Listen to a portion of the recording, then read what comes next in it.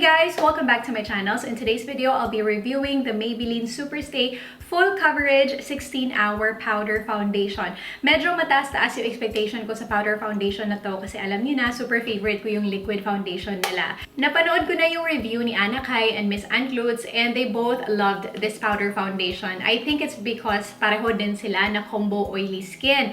Ako naman, dry skin ako, so magkaiba talaga yung skin type namin. Titingnan natin kung mag-work pa to if you have dry and normal skin. So hindi na ako magpapaligoy-ligoy pa. I'm gonna zoom in the camera now so we can start already. Nag-moisturizer na ako off-camera and ito yung ginamit ko, yung Charlotte Tilbury Magic Cream. This is the Maybelline Superstay Liquid Foundation and ganito din yung powder foundation. As you can tell, pareho lang yung color nila. Meron din silang nirelease na stick foundation and ganito din yung color, white and transparent. I'm gonna open this now. And by the way, yung kinuha ko na shade 220 Natural Beige. Ito naman yung liquid foundation ko, 120 Classic Ivory. Kahapon kasi, nung kinaganon ko siya sa mukha ko, sobrang puti ng Classic Ivory sa akin. Ito yung parang medyo swak sa color ko. Tingnan natin kung okay ba. Meron akong i-chika sa inyo mga best kasi nahihirapan akong i-open siya. Hindi ako sanay sa mga ganito na nails. And yes, nagpa-extensions yung lola nyo yesterday kasi meron akong trip and gusto ko nang hindi ma-bothered sa nails ko. Like, hindi na ako mag-retouch, tapos hindi na ako magdadala ng nail polish.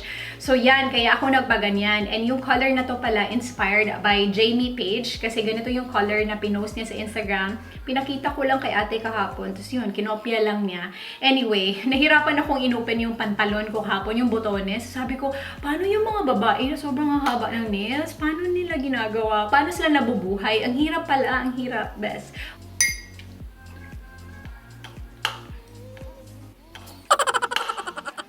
Again, this is in the shade 220 Natural Beige. And then when you open it, meron siyang salamin and meron siyang puff dito or sponge. I will try to apply this wet and then apply it dry. I know I said on my past videos na hindi na ako mag-first impressions kasi mas okay talaga kasi mabibigyan ko kayo ng sordid detail about the product tapos mas bongga yung review pag na-test out ko na talaga ng maraming beses off camera. Pero mga best, wala na akong time. Kasi bukas alis na ako ng LA, tas kahapon ko to nabili. So, wala talaga akong time. First impressions na lang talaga. But I will still try my best to make this review very, very thorough for you. So, gagamitin ko siya wet, dry, and then gagamitin ko din siya pang set ng powder foundation. Before the application pala, I'm just gonna quickly read yung claim ng powder foundation na to. It says here, full coverage powder foundation with long-lasting matte finish, up to 16-hour wear. Lightweight and comfortable, fade and transfer resistant, control shine. Yun lang. Tapos yung iba dito, fondo, retint, this feels really, really soft. Parang yung feeling ng powder na merong dimethicone, yung ganon ka-soft. Nag-swatch pa ako na hindi nyo naman makita kasi powder yan eh. Dry yung sponge mga best. Try natin. Makikita niyo talaga yung coverage ng any liquid foundation or powder foundation sa skin ko kasi as you can tell, marami talaga akong mga malalaking sunspots. Super dali lang i-apply. Hindi ako nag-concealer. Tingnan natin kung ma-cover niya yung itim ko na under eyes. Yung technique talaga for powder foundations, huwag niyong hilahin masyado. Like, press it sa skin niyo. Hila ng konti, pero press sa skin. Magbe-build up ako ng coverage dito na area mga best. Tingnan natin kung nagpo-full coverage ba talaga siya. Kung itatouch ko yung skin ko, it feels really soft kasi yung powder very, very soft and buttery. No problem on this region right here sa face ko, pero dito lang medyo na-emphasize yung dry patches sa ilong ko kasi nga dry skin ako mga best. Pero sometimes nawawala naman yan pag spray ko yung face ko with a setting spray or dewy na setting spray. Pero yeah, for dry application method, in fairness, maganda siya. Hindi siya nagpapatchy. So right off the bat, masasabi ko talaga na mas maganda to compared kay Vice Cosmetics on my dry skin. Kasi alam ko meron ding mga oily skin, gustong-gusto yung Vice na powder foundation. Pero para sa akin, mas okay to. Like first impressions. I'm gonna try to use this wet on the left side of my face.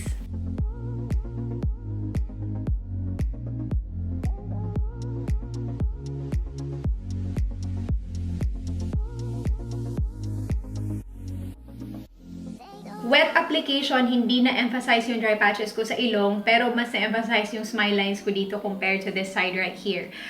Mas na-blur out din yung pores ko dito ng konti sa wet application compared dito sa dry application. Ano pa ba yung nakikita ko? Pareho lang na light buildable to medium coverage. Hindi nag-iba yung coverage niya. Tatanggalin ko lang yung makeup off camera, and since the wet method works better on my dry skin, wet method dito sa right, and then sa left, maglalagay ako ng foundation as in light coverage lang, and gagamitin natin tong pang set ng foundation.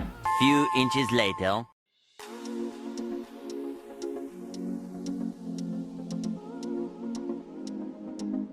Superstay Powder Foundation, yung presyo niya sa lazada.com.ph, 499 pesos. Tapos yung shade na available, 1, 2, 3, 4, 5. 5 shades yung available. Dito naman sa States, nabili ko to ng $9.99. So that's like 500 plus dito. So mas mahal dito ng konti compare dyan sa Philippines. Fresh na yung face ko, naglagay na rin ako ng moisturizer. Ginawa ko yung kilay ko again kasi natanggal siya kanina nung winash ko yung face ko. So I'm gonna use this wet kasi mas okay yung wet method sa akin. I'm still gonna use the same sponge. Buti na lang hanggang dito pa yung powder kasi kailangan kong mag-concealer. So mag-concealer ako ng konti. I'm just using the L'Oreal Infallible Full Wear Concealer, and this is in the shade Vanilla.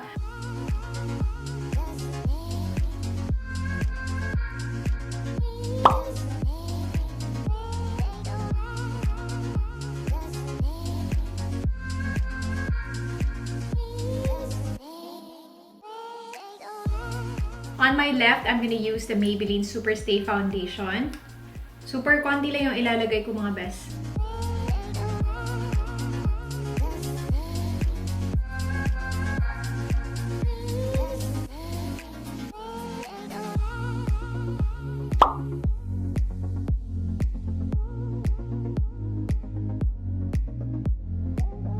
You can really tell na meron akong foundation na suot or base na suot. Hindi ito yung parang your skin but better look. Pero okay naman siya.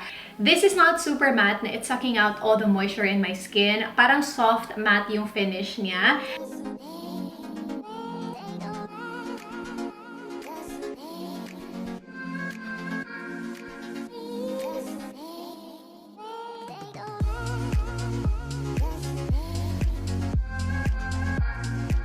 Pinos ko muna para masabi ko sa inyo yung nakikita ko ngayon kasi baka makalimutan ko mamaya. Yung application sa blush, mas seamless dito na side na to, yung merong liquid foundation and yung powder compared to this area right here. It doesn't look that patchy on camera, I know kasi I'm looking at myself in the monitor. But dito sa mirror, merong parang puti-puti dito na area na hindi nalagyan ng blush, kaya ako siya ginaganyan.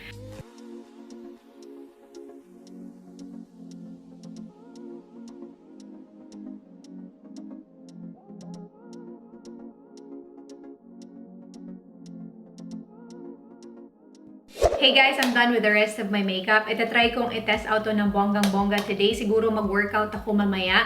Pero hindi ako makapromise na ma-test out ko siya for 16 hours. Kasi kailangan kong pumunta ng airport alas 3 ng umaga. So kailangan kong matulog ng maaga mamayang gabi.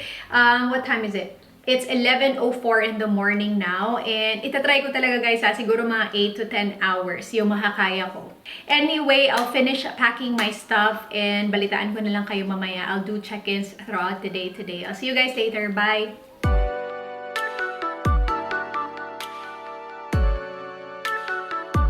Hey guys, I'm here at the gym now and 4 hours na to sa akin. And medyo nagduduwi na blush. So hindi ko ma-imagine kung oily skin kayo.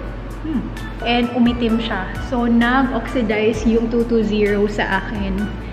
Yan.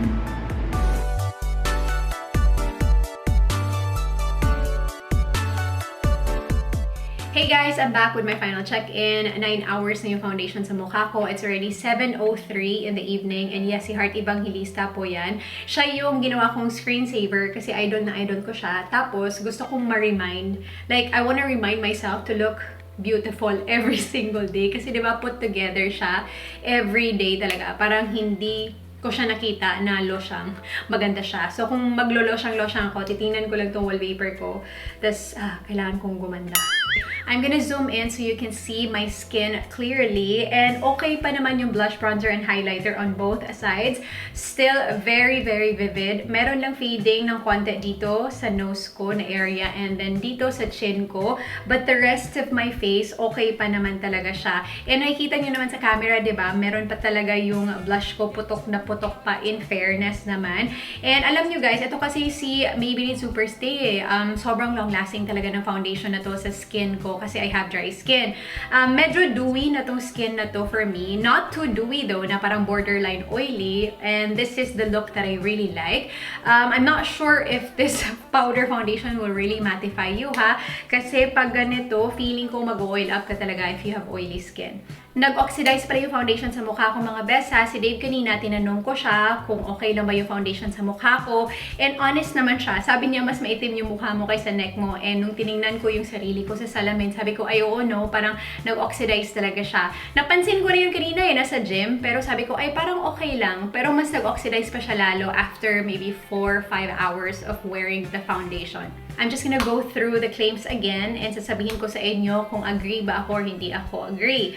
Full coverage, hindi siya full coverage. Light buildable to medium coverage lang siya. And kung i-push mo pa siya na high medium, makaklaro na talaga na yes, you're wearing makeup. I know you know what I mean. Lightweight and comfortable, yes, it feels comfortable on the skin and hindi naman siya mabigat sa feeling. Up to 16-hour wear, yun yung hindi ko masasabi kung hanggang 16 hours or kaya ba niyang ma-push to 16 hours kasi hanggang dito lang ako, like 9 hours lang yung pag-test ko sa powder foundation na to. Last claim, controls shine. Please let me know kasi hindi ako oily skin. Let me know in the comment section below kung meron kayo nito and ako-control ba niya yung oil sa skin nyo. Kasi pag mga ganito talaga, feeling ko hindi. Kasi dry skin ako tapos nagduduwi siya. So how much more if you have combo and oily skin. This powder foundation is way better than the Maybelline Fit Me powder foundation talaga. Para sa akin para sa akin lang naman. If you ask me if I will still wear this as a powder foundation or standalone powder foundation, hindi. Gagamitin ko siya pang set lang ng liquid foundation. Pero powder foundation, hindi. Kasi marami ako mga powder foundation dito. Hindi naman ganun kadami. Pero meron ako mga favorite powder foundations para sa dry skin ko. So let me know in the comment section below if you want me to do a video about powder foundations. So yun lang. Comment lang kayo sa baba. So I think that's it for my review and wear test of the Maybelline Superstay Powder Foundation. I hope nag-enjoy kayo and I hope nakatulong to sa inyo. Please do not forget to like and subscribe if you haven't already. And may your brow game be as strong as your coffee today. Love you. Bye!